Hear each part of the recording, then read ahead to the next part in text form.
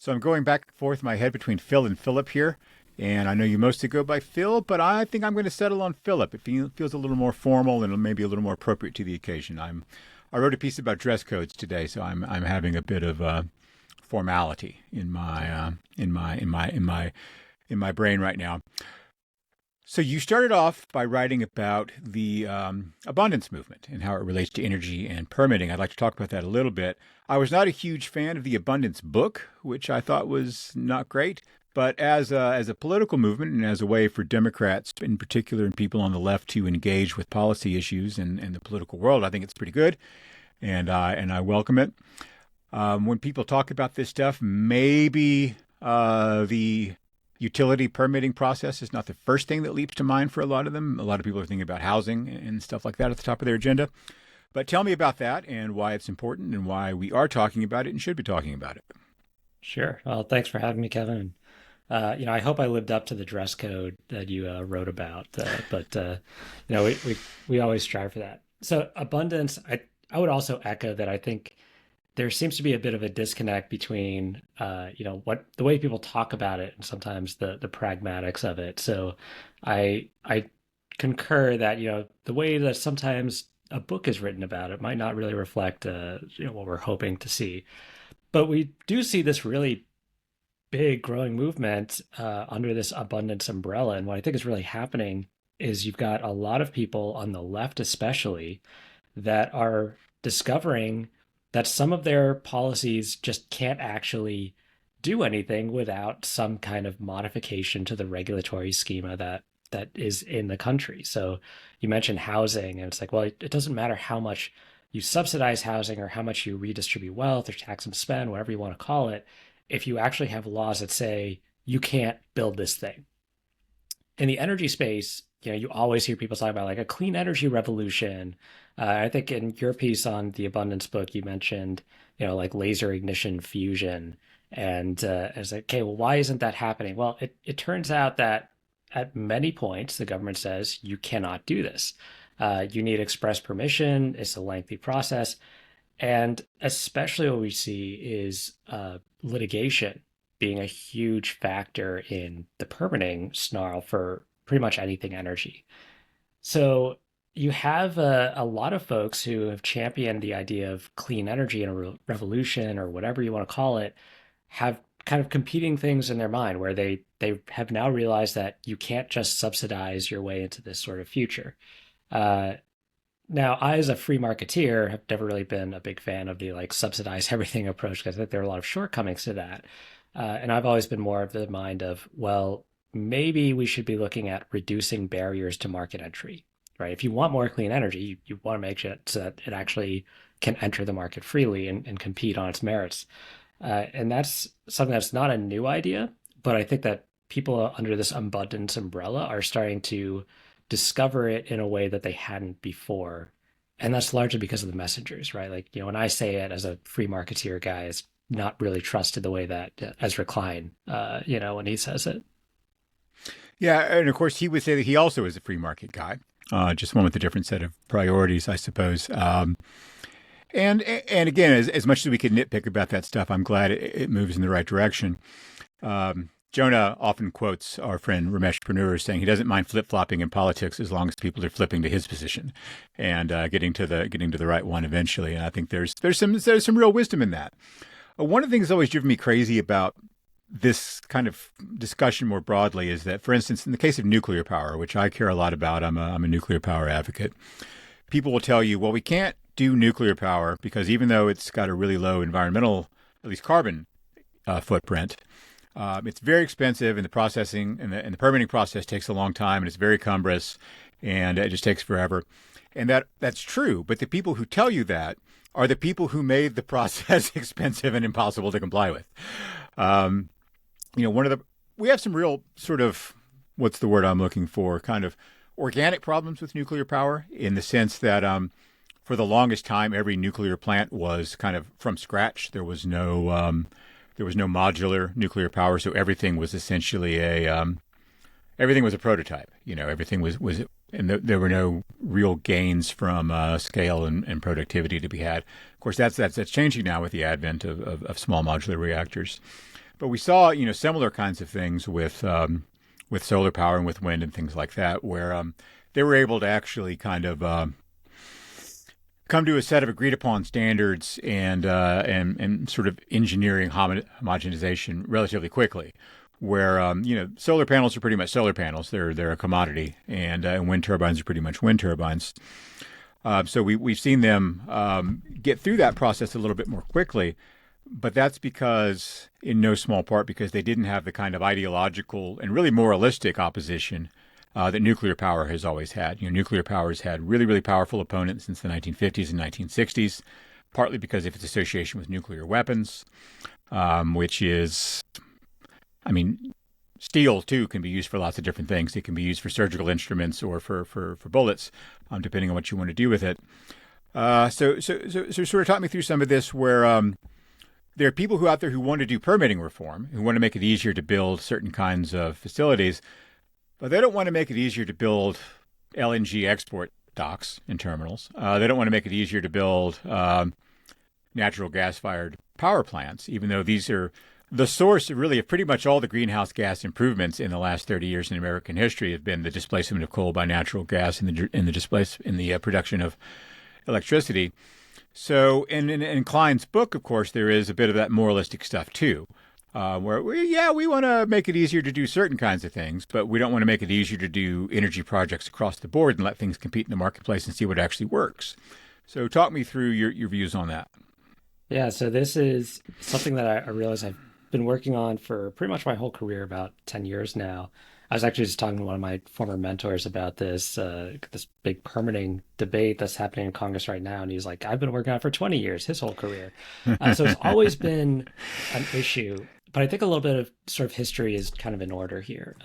So the permitting, we always talk about red tape. It's been this ever-present thing, but for a long time, it was always viewed as the purview of Republicans and the pro-business position, because basically it was saying, hey, we want to build more of the things we like, which are usually, in the past, it was, coal, oil, gas, etc.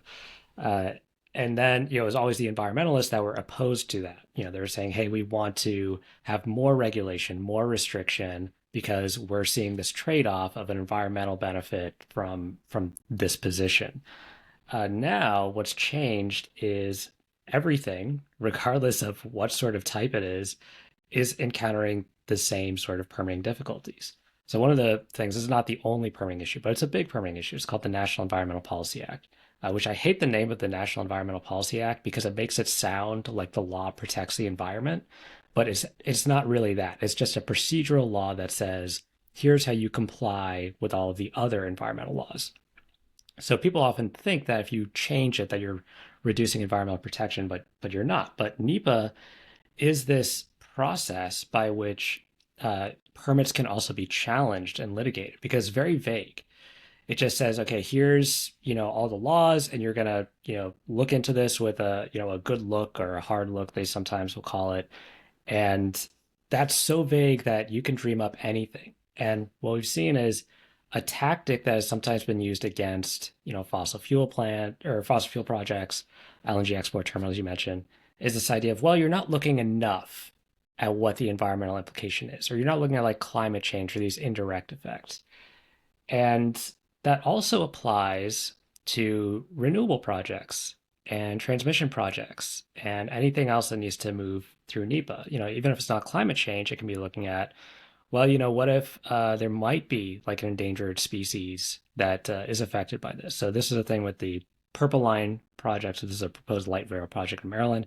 If you're familiar with the DC Metro map, like the red line is this big U. So the purple line would connect the top part of the U shape.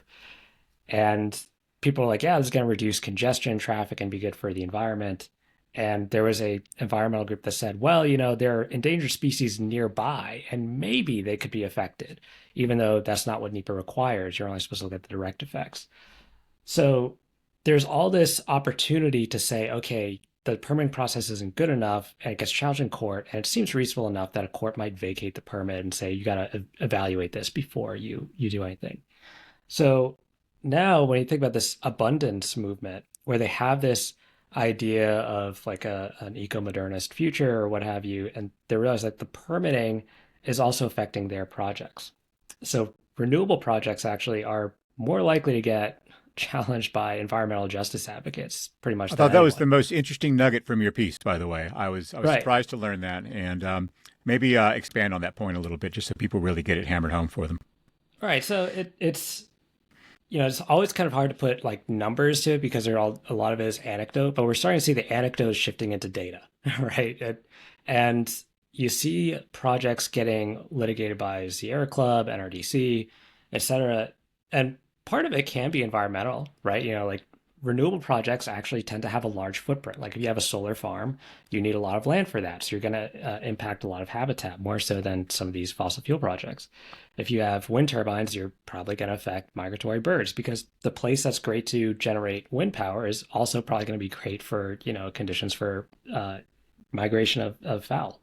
So they're running into these opportunities to litigate, and they might have an environmental trade-off, and they're kind of doing their thing. But we're also seeing that not all of the court cases are really tied to environmental issues. So the Breakthrough Institute, they did a look into all this data on litigation. They found like, well, even though environmental groups are doing most of the litigation, like over 70% of NEPA litigations are coming just from public interest groups. Only less than 3% of those court cases are actually saying that there's like an environmental justice issue. And, it can be like procedural concerns or saying, hey, you guys didn't issue this permit correctly. Uh, and I don't want to like, speculate too much on why that's the case, but I think that there's a certain inertia. If you're a group that has just litigated against every project and you just oppose new construction, then you're going to keep doing that. And that's kind of what we've seen. So now you have even the like clean energy folks are like, yeah, we really need permitting issues. And I think now you're seeing this convergence of constituencies that hasn't happened before and makes a little bit more appetite for it. Yeah. So if we work out the permitting issues, if we rationalize that process and streamline it and make it easier, what changes in the U.S. economy that people are going to notice? Yeah. So I think the caveat I always say is it's probably never going to be the way that people think, right? Like everyone always has this idea of, well, this is the future that I think is most likely, and we just need to remove the barriers to that, and that's how we get there.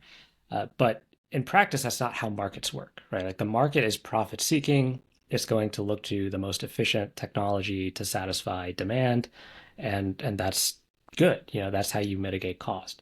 So I think you've got a lot of folks on the left who think, okay, if you get permitting reform done, then you're going to see a big surge of clean energy because there's so much clean energy that's held up by permitting issues. In fact, there's more. I'd have to check the numbers, but I believe there's still more clean energy in interconnection queues, so trying to seek connection to the United States grid, than there is actually like existing fossil capacity. So there's a huge amount of that. So and that makes sense. But you've also got a lot of folks on the right who are kind of like, well, natural gas is still really cheap. We produce a ton of it, and the only thing that keeps it from getting cheaper is the constraints on permitting, whether it's pipelines or new facilities, and especially there's a global market for natural gas. So there are a lot of folks say, hey, we should be exporting more of this. So you've got a lot of folks say, hey, it's actually going to be a fossil dominated future with more or with an easier permitting framework. I'd say it's probably going to be somewhere in between those visions, right? That's just kind of reasonable. But I think that when you look at costs, what you want to ensure is that the cost that we face is not because of an artificially induced scarcity from government barriers, right? Like you want these technologies to compete on their merits. And also, it's the same technology that's cheap in one place is not going to always be the cheapest in another. So we're going to see, kind of a heterogeneity of this. So I'd say you'd probably expect lower energy costs. You'd probably expect, like the Northeast might replace some oil plants with natural gas plants because they want more natural gas. You might see more renewable energy in places where they couldn't permit before. But that can also lower costs because if you have more that's actually getting onto the grid and competing, then you're going to get lower costs as a result. Should we be doing more to price externalities related to fossil fuels? That's a good question. it's always a perennial debate. And one thing I think is important to understand is we do actually have policies that control externalities. And Kevin, I know you've done a lot of work at CEI, so you're very familiar with this stuff, but we have a very stringent regulatory regime on air quality. And I think there are a lot of people who say, hey, we think that that's good, and there's some people who say it's not good enough.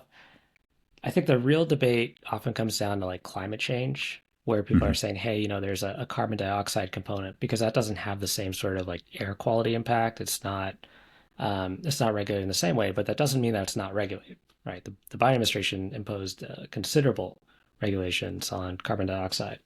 Uh, I think from like a market perspective, if you are trying to mitigate an externality, then you want the market to essentially decide it and say, here's what we think is the best way to do it. Here's the cheapest way, and let people figure that out.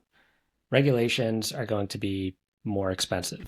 Um, but I think the challenge with this question specifically is it's very hard to know what that externality is, right? Like the people will point to the social cost of carbon, and the social cost of carbon has changed considerably over the years. It used to be around $50 a ton. Under the Biden administration, it was like $190 per ton. Under the first Trump administration, it was $7 per ton, and now they're doing away with it entirely. And I think there's a question of like, well, what is the right value? And without getting too much into the weeds, the challenge with discovering that value boils down to what does the world look like 300 years from now? That's actually the benchmark for the social cost of carbon is what is the impact over a 300-year time scale. And if you think that the world looks poorer than it is today, then you're going to say there's more of a reason to say that cost should be borne by people today, and what they call lower discount rate and a higher externality. And if you think that the world is looking better in the future, then you're going to say, well, actually, you would use a higher discount rate, which would yield a lower value because it might be worth it to have increased economic growth to overtake those potential effects. So I'm not going to say kind of like what the right value is, except to say that we have a lot of information to show that the regulators have done not a great job Yeah. of trying to find the right value, and they're one thing I will just kind of mention briefly that is interesting. Like these discount rates, you get a massively different value whether you use 2% or 7%, and the Biden administration just said, okay, we're going to only use like 2%. And they still use 7% for other pollutants, but they're just like, this one pollutant, we're just going to treat differently. So I think there's a big issue of regulatory quality and consistency in the way they evaluate these policies. So Are you trying to tell me that regulators sometimes respond to political pressure? I never, right? All They're right. purely, what is the Philosopher driven snow, kings. Yeah. Uh, so This is one of those things where a couple things about global warming policy that jump out in my mind. Sometimes you look at a policy that's a pretty good idea or that seems like a plausibly good idea, but would have been a really good idea if it had been implemented 40 years ago or something like mhm. that.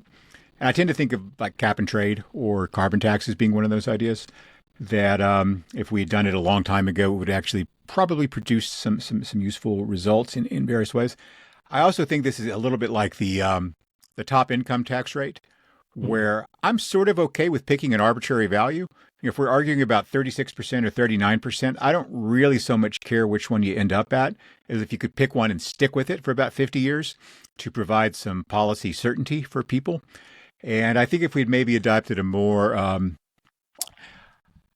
proactive policy toward climate a few decades ago, but done so in a way that's kind of a Milton Friedman cap and trade kind of model, we would have given the environmentalists a lot of what they wanted and taken what I think would have been a relatively conservative, risk averse approach to the issue while providing an atmosphere, maybe not the best choice of words, or maybe the perfect word, who knows, but a climate of policy certainty, or at least a climate in which people could be relatively confident that there weren't going to be radical changes in policy in the next few years.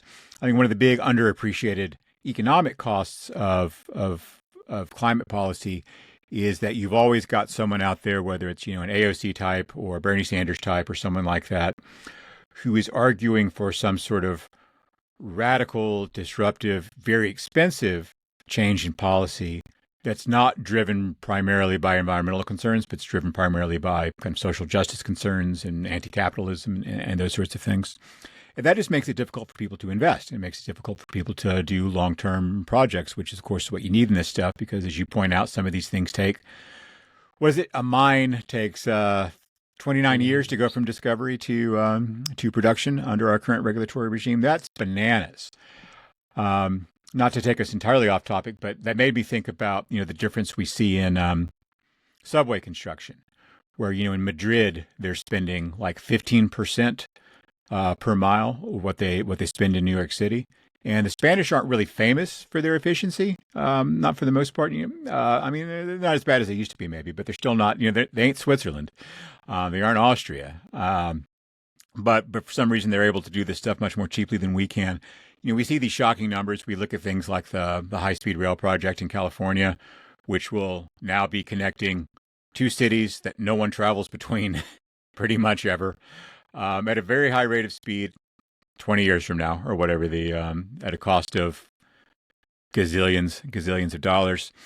I'm getting around to a question for you on this. I sometimes worry that this discussion ends up being like the way discussion of federal spending looked in the 1980s and 1990s, where people would talk about the $700 Pentagon wrench and why it cost $1,000 to make a toilet seat for a ship. And everyone's sort of outraged by it. It's kind of comical, and you can satirize it and do television skits about it and that sort of thing. But it just feels so beyond repair that no one makes a serious effort to do anything about it. Is that where we are with the permitting stuff, or is there more of a real political constituency for fixing this in a substantive way?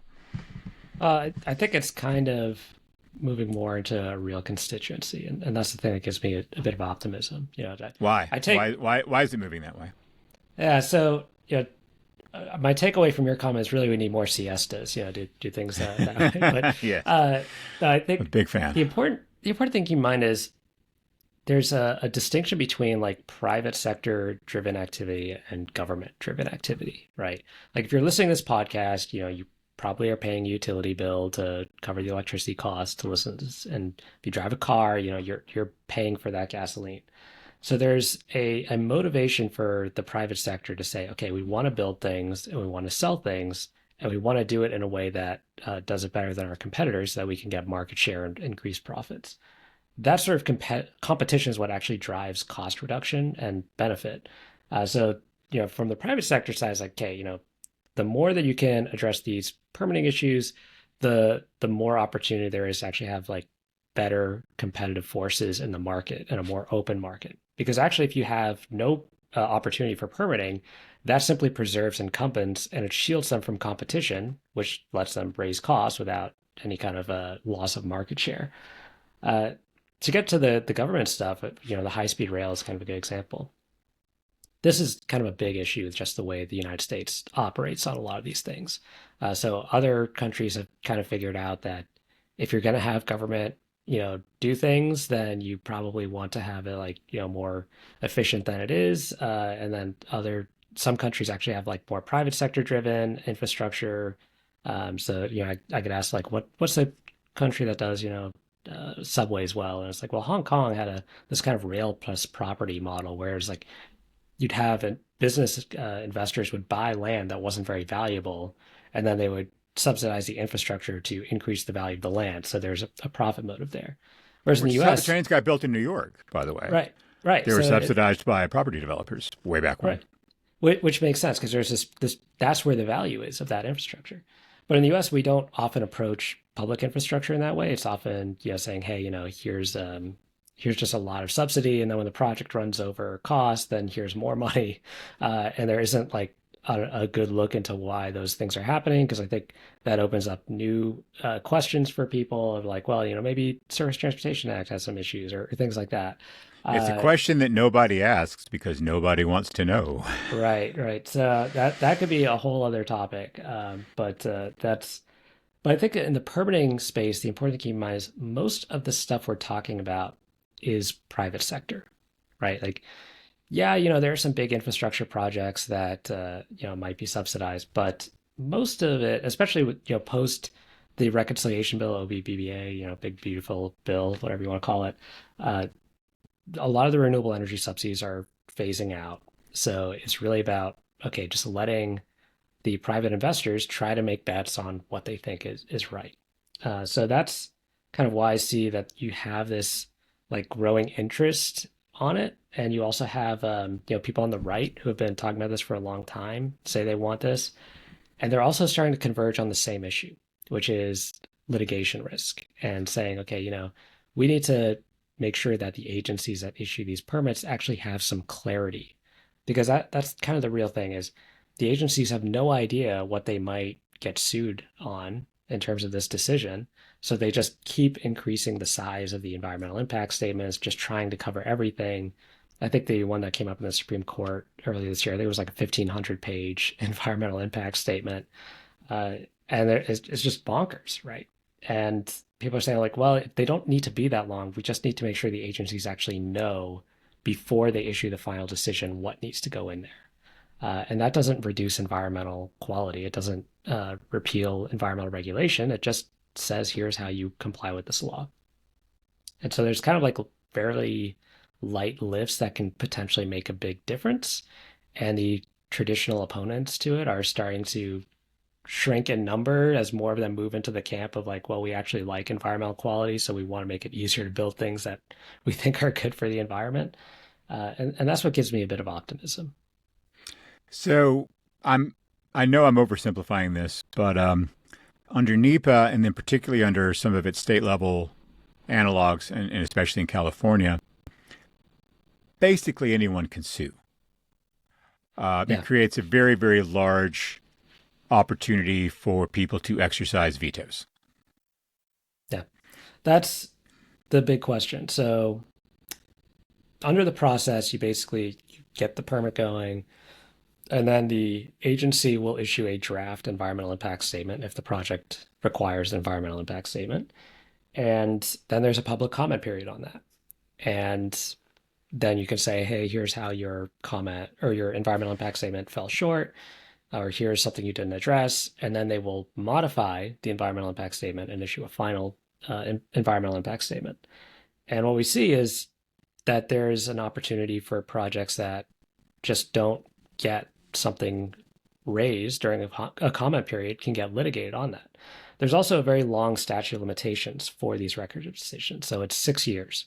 6 years. Hmm. So you could theoretically have a project permitted, built, and then 6 years after the fact have someone say, oh, actually the permit, was not issued correctly. So there's always this like threat of litigation. And there was this very small, narrow reforms to NEPA back in 2015. So Obama was president, and it was a bipartisan effort. It was called Title 41 of the Fixing America's Surface Transportation Act. So Fast 41, they call it. And that basically said, okay, if you're going to litigate a project that is under Fast 41, which are just like really big projects, $200 million plus, uh, then you have to actually file a comment during the public comment period that puts the agency on notice of what they did deficiently. And they that worked out very well. They also reduced the statute of limitations for Fast 41 from 6 years to two. And the projects that move under Fast 41, even though they're the biggest projects that should take the longest to permit, actually move faster than the average. And you don't see a lot of people saying that they've been adversely affected by this. It seems like it's actually kind of a big success story, a big bipartisan win. And a lot of the efforts on permit reform that are actually coming from Republicans, especially, is just saying, hey, that worked really well. Let's just make that like the norm instead of something that only 200 plus $1 million projects can get. So there seems to be like a lot of light lifts that are an opportunity here, and don't like reduce protections for anyone, but just kind of say the agencies need to know what they actually need to include in these documents. So that's possible, but that also has been a Rubicon that folks don't want to cross because there are a lot of public interest groups that leverage that opportunity to litigate, and this would reduce their opportunities to delay projects if that was the case. So you do have some political constituencies that are vehemently opposed to this. So we'll see what happens. Yeah, that's actually what I wanted to ask you about next, because in our current era of irrational tribal polarization, Mm. there are a lot of people in our politics, including the loudest voices in both parties and both major political tendencies, who will insist that there is no such thing as a bipartisan win. That if the other side has bought into a program or a vote or a budget or a piece of legislation, then that is prima facie evidence that there is something wrong with it. Now, an argument I've made for a long time and that you touch on as well is that if you want to have durability in public policy, which is not only to have good policies, but to have policies that last and are predictable and are stable over the course of decades, not months, that aren't going to change radically every time there's a presidential election or a turnover in the party affiliation of who controls the White House or the House majority, then bipartisanship, of course, is the only way to get there. And there used to be this way of talking about bipartisanship and compromise that treated those things as though they were just moral goods in and of themselves, that compromise is a virtue and bipartisanship is a virtue. I don't believe that, and I never have believed that. There's been a lot of bipartisanship in favor of bad policies. I mean, we have a bipartisan consensus debt problem, for instance, that nobody really is serious about spending. On the other hand, there are real pragmatic values to that stuff, and one of those, of course, is durability in policy, which you've touched on as well. So I wonder if you wouldn't hold forth on that for a bit. Yeah, so I think there's this kind of idea of bipartisanship doesn't automatically make policy good is important, to the point of the debt. Uh, but I think that bipartisan gives confidence that a policy is going to stick around for a while. And to use a corollary example, so the Inflation Reduction Act, which was I hate that name because it did not reduce inflation, but the Inflation Reduction Act that was passed under party lines by Democrats without any kind of hearings or anything, just kind of pushed out there, has now been mostly unwound on a similar partisan framework. And I think that that actually has been kind of a lesson, which has instigated a lot of this abundance movement idea of like, hey, actually, these kind of big like spending packages are kind of politically vulnerable and might not have the effect that they're intended over the long term. So that when we talk about like permitting, especially, uh, this is so important because these projects, use the mine example, 29 years, they go beyond any kind of like single Overton window in politics, right? Like you need to actually know that this permit is going to last for as long as you need it. And we see this with like natural gas exports. Natural gas export contracts 20 years. So they're how are you going to convince a buyer overseas that a future president is not going to say, hey, you can't export natural gas anymore. It's not in the national interest or whatever. And declare Uh, an emergency to do it unilaterally through the right. executive rather than passing a law or something like that. All right. So, for permitting, like for business, you want that confidence because there's this idea of risk and politics can influence risk. So if you are taking on that risk as an investor, that is going to get reflected in costs because if you're saying, hey, I've got 10 projects here and I know that two of them are likely to get, lose their permit or something like that, then the cost of those is going to come from the other pool of projects that have to have increased costs. So that's one of the reasons that, bipartisanship is important on this issue. But, to that point, I think, to your points, Kevin, it's important to understand that like good policy matters whether it's bipartisan or not. I think it's preferable that there's bipartisanship, but you don't want partisan bad policy or bipartisan bad policy. And I think that at least on this issue, it's been kind of this incremental understanding, like, hey, let's take out this problem first and then move on to the next thing, and that gives me a little bit more hope on this issue. Maybe not like taxes. I think that's the debt situation is a little bit more interesting, but on permitting at least, I can be a little optimistic. Do you have other areas of optimism? And policy in general, or I don't mean in life. Yeah. yeah, that's a good question. I think there might be a little bit of a moment coming up you raised this point about like emergency authority. And, I can't guarantee that this will happen, but I do think that uh, there is starting to be a recognition among folks that the status quo of the president having a largely undefined level of authority and no real constraints on emergency authority, where anything can be an emergency, is raising the question of, hey, maybe Congress actually needs to be taking back some of this authority. And, I don't know what that would look like exactly, but I think that, having more accountability is something that, helps political function. So that's, I think, something that's interesting, but I don't want to, say kind of specific policies that I think might get changed, but just the idea that people are starting to think about maybe the idea of just constantly shifting power out of Congress into the executive branch is not the right way of doing things. Yeah, I look at some of these challenges, and they seem so intractable that I do find it discouraging. I guess maybe I'm a poster child for the phenomenon I was talking about earlier, where it just seems so bizarre and out there and insolvable that one is tempted to throw up one's hands and give up. And I was thinking specifically about the case of California, where you've got arguably the most beautiful place in the world, some really really extraordinary real estate, great workforce, all that kind of stuff, and great educational institutions, and the place is a mess.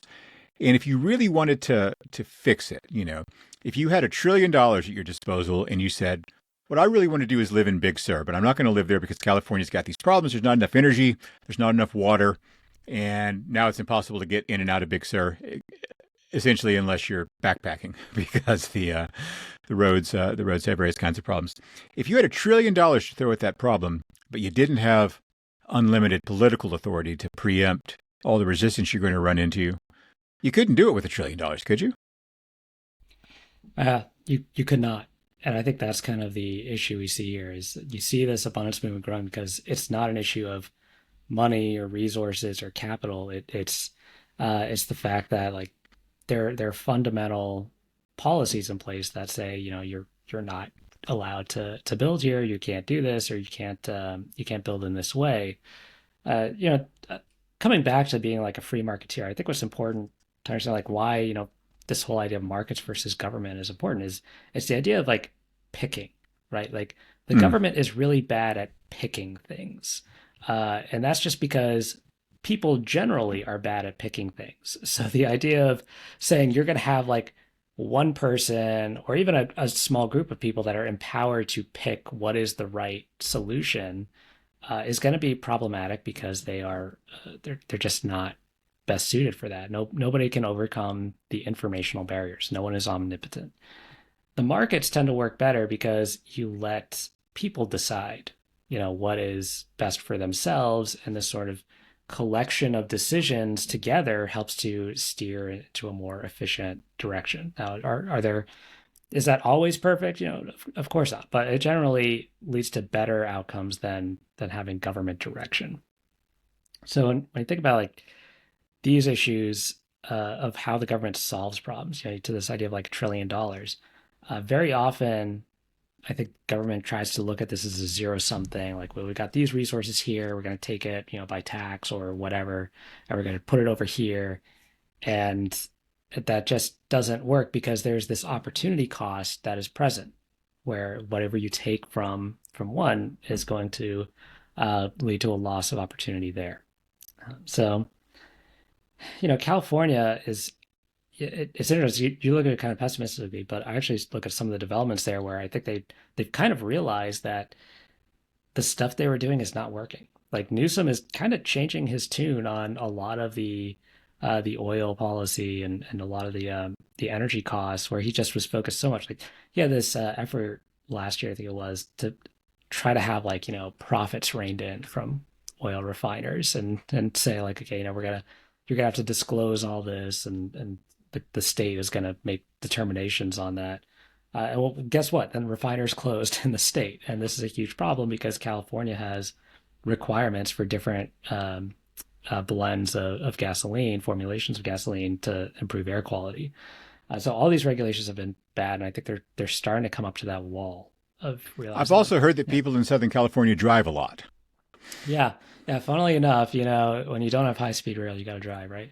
But Yeah, the refineries actually to me are a really interesting issue because I follow some of this stuff from a foreign policy point of view as well, and it's always fascinating to me when you have these big petroleum producing countries like Nigeria or Iran who have so little refining capacity that they have essentially a state of complete dependence on imports for things like gasoline. And for the longest time, the Iranians they imported 90% of their gasoline or something like that. They built a few refineries since then. Nigeria right now is being paralyzed economically by strikes and other political activities that have shut down refineries in the country. And we don't build a ton of refineries here in the United States either. Now, sometimes the people who own the refineries will say we don't need any new refineries, which, okay, I suppose that if you asked me if I needed new competition in my marketplace, I'd probably say no too. But it seems like the overall infrastructure of how this stuff happens. It's more complicated than drill baby drill, right?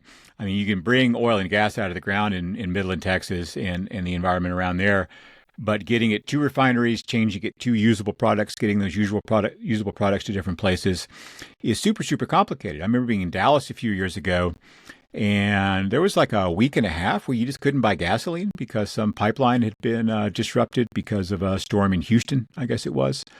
And when you can't buy oil products in Dallas, that's just weird. That seems strange. But we are in most of the country reliant on what looks to me like a very fragile underlying infrastructure. Where I guess the Colonial Pipeline was disrupted a while back, and that made it very difficult to buy fuel in certain parts of the Northeast. I know in Maine a few years ago they were actually importing liquefied natural gas from the Russians because it was so difficult to get supplies to New England from American producers. So in terms of the infrastructure, which is we always use infrastructure to mean public sector, unfortunately, but the important infrastructure in this country is private sector. There are a lot of choke points. We've seen very successful campaigns against oil pipelines. In my town I live in right now, I see cars all over the place that have bumper stickers on that say "No pipeline," which is a really funny thing to put on a car that's not electric. But are we able to communicate the importance of this stuff to the broader electorate in a way they can understand? And do you also have optimism there that we can move the needle, to use a terrible cliche, on this broader debate of it's not just about do we permit new gas wells. It's about do we have enough refineries? Do we have enough transportation infrastructure to get this stuff where it needs to go and to get the finished products where they need to go? And also for a country that for some reason is very, very concerned about its balance of trade, we do export a lot of this stuff, but it's not easy to export some of these products. The Europeans very much were wishing there for a moment that we had a much more robust LNG export apparatus than we do because they were relying on the Russians, and they would much rather buy it from us because whatever we do, we're probably not going to invade and occupy any European countries in the near term. I mean, Venice, maybe, I suppose you'll have like an effective occupation by American tourists, but in the rest of Europe is probably pretty safe from that sort of thing. I know I'm holding forth a little bit here, but it seems to me like a complicated problem that is really very difficult to express effectively in a political culture that thinks in 5-minute intervals and tweets. I think that this question is important because uh, whenever we think about this technology and doing more of this, or exporting more natural gas or refining more oil into gasoline, it's important to understand that we know how to build this stuff, right? Like we talk a little bit about nuclear, and there's this idea of like advanced nuclear. It's like, well, that's still like very much in kind of this new phase, and there's a lot of uncertainty. But when we talk about a lot of this infrastructure, it's been around for ages, and we know how to do it. We know how to do it pretty cheaply. It's just kind of a question of like, is there the opportunity there? So I'll kind of break down the natural gas stuff versus the refinery stuff first, because they're different issues. But the natural gas exports, there's a huge demand for U.S. natural gas. This is a real economic opportunity for the country because you've got a lot of foreign countries that would rather buy from the U.S. than other countries. They view it as more secure. We can cheaply produce a lot of natural gas.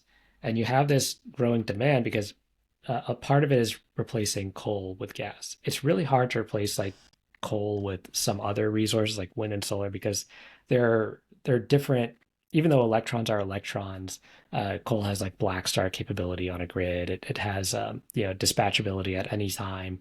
So there are reasons why you can't always have one-to-one replacement. So natural gas is a good competitor to coal, and foreign countries want that. Now, exporting more of it, part of it is, a pipeline issue, getting it to where it needs to go.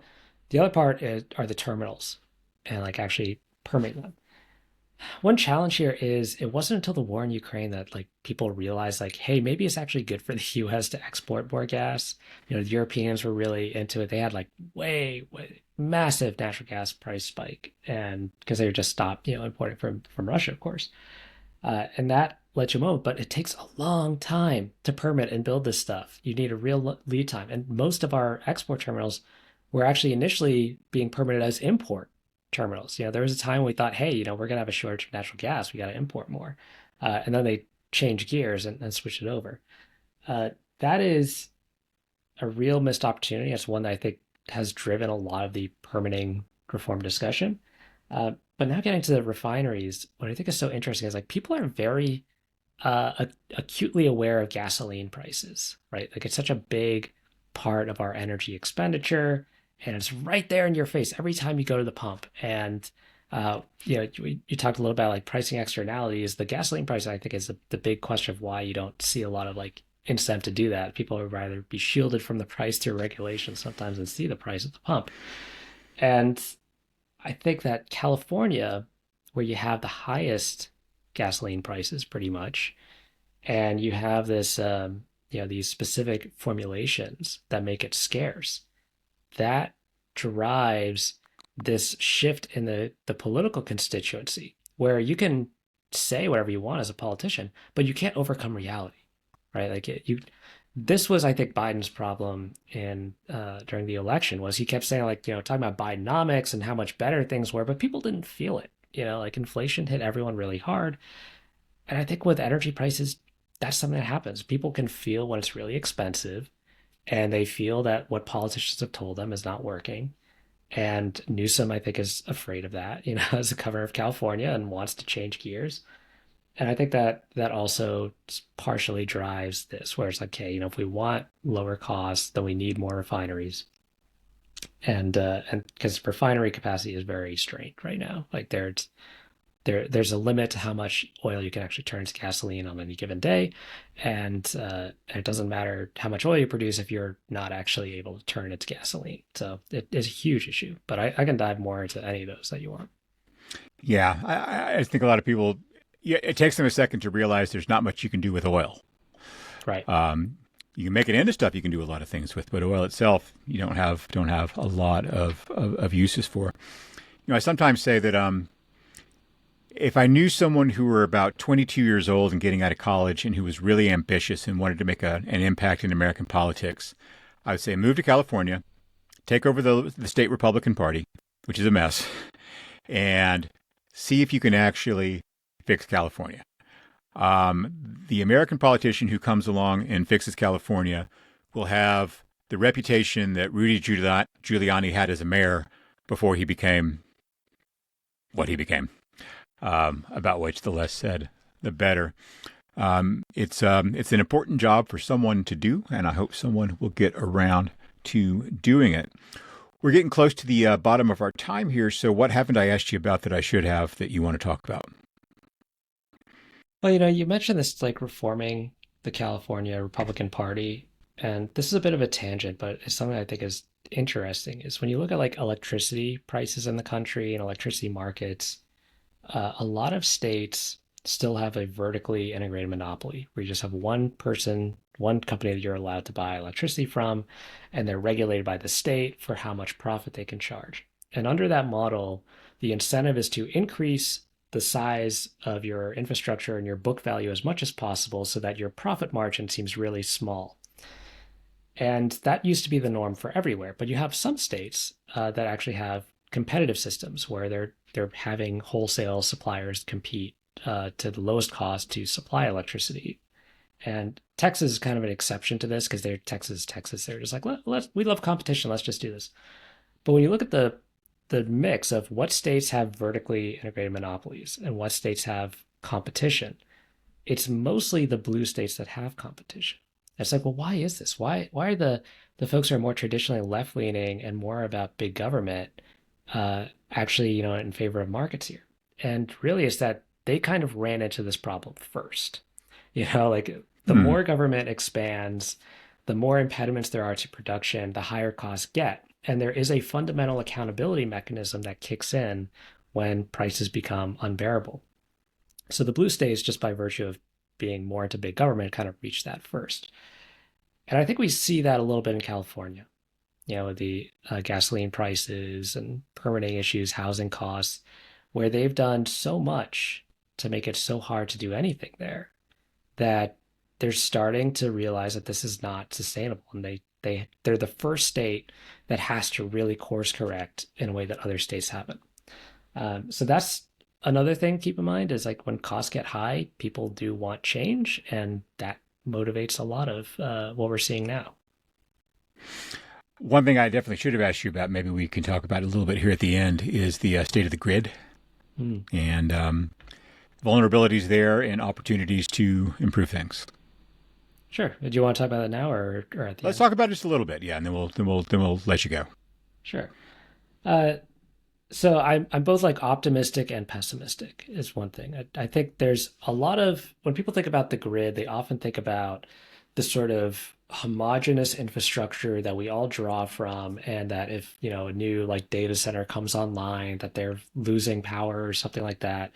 But it's a lot more complicated than that. And one thing I think is kind of useful to think about is that at any given moment, about half of our power generation resources are just not operating, right? Because the demand follows this kind of curve throughout the day where it peaks, but it also throughout the year, like you're going to have one day that's really hot and everyone's using their air conditioning, and that you're going to have that peak demand. So the grid is really meant to satisfy these kind of like peak demand scenarios rather than like just kind of the day to day. So day to day, things can be mostly in good operation, but you also see surging demand, especially for data centers. That demand is not always happening in the same place that like residences are. Like you see this kind of decision to try to co-locate where people are saying, hey, where can I actually permit new generation resources, and I'm going to build my data center there for that. Like 3 Mile Island is getting reopened by Hmm. Microsoft because they want to power a data center, right? So there's some like growth that is not in competition with residential, but it is still like there in competition, at least to some degree. So there needs to be, easier permitting for transmission to service new demand. There needs to be easier permitting for new generation sources to reduce, cost through increased supply, if you want to be able to have like increased growth without feeling those sort of effects.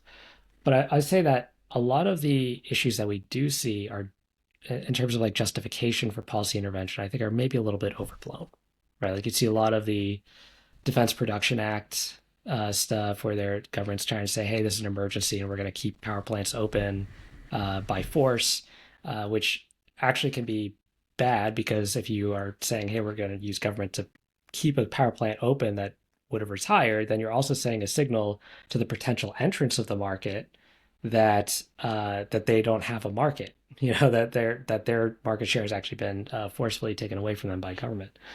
So those are things that give me kind of more concern, like a lack of efficiency.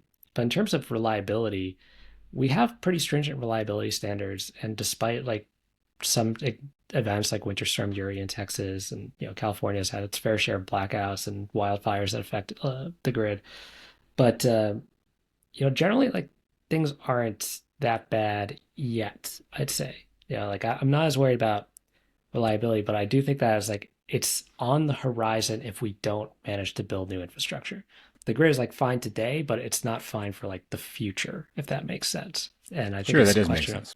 yeah, it's like, are we going to get to that future through increased infrastructure, or are we going to just like not reach it because we don't, we can't build it? As I repeat ad nauseum on the budget issue, it's easier to fix your problems before they're problems, to fix them before they're emergencies, when you have lots of time and resources and choices to make about how you do that. Phillip Rossetti of the R Street Institute and the author of the inaugural Dispatch Energy newsletter. Thank you for your time, and we'll talk to you soon. Thank you, Kevin. Thank you for having me.